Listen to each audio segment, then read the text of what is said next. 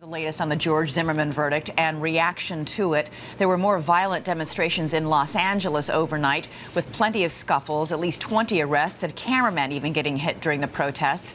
All this as we learn that the jury in the Zimmerman trial was initially split. ABC's Matt Gutman has the story.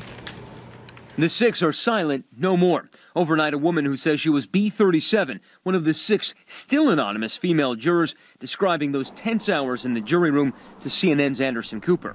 I want people to know that we put everything into everything to get this verdict.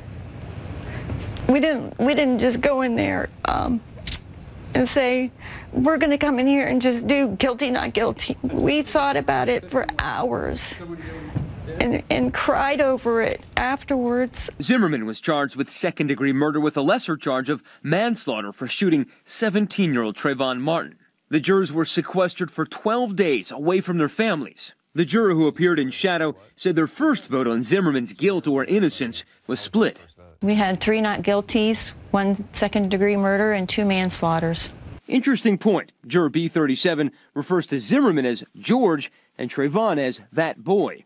Ultimately, it seems Zimmerman's claim he shot Martin in self-defense won jurors over. There is not a right or a wrong. Even if he did reach for the gun, it doesn't make any difference.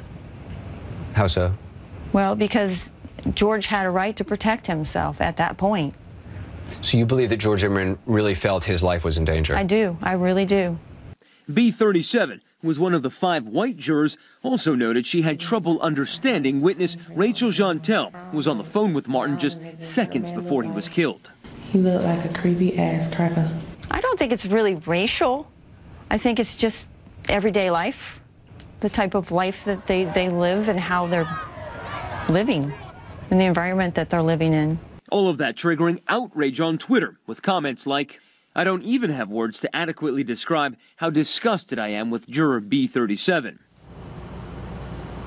Now, she made quite a splash yesterday announcing she was going to write a book about her experiences as a Zimmerman juror, but after all of that backlash overnight, her agent announcing she was canceling that book and going back to live her life as it was before she was a juror. Elizabeth. Interesting. I was really struck by 2 things that juror said, that they were so split, 3 for acquittal, 2 for manslaughter, 1 for second-degree murder, and that they all apparently believed that Trayvon Martin threw the first punch.